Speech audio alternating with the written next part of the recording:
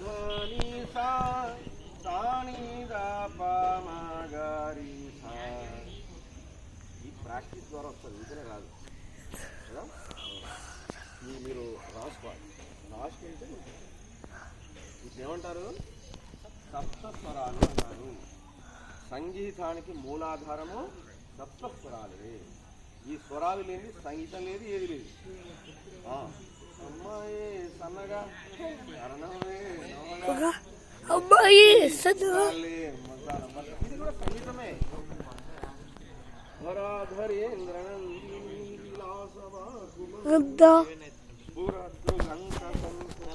ప్రమోదమాన మానసే, ఇది సంగీతమే. అంటే మీరు చాలా ట్రై చేస్తారు అన్నమాట. బాత్రూమ్ సింగర్సా మీరు? Bathroom singers. బాత్రూమ్ సింగర్సా, బెడ్రూమ్ సింగర్సా?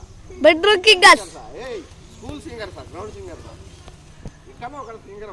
మనలో ప్రతి ఒక్కరిలో సంగీతం ఉంటుంది.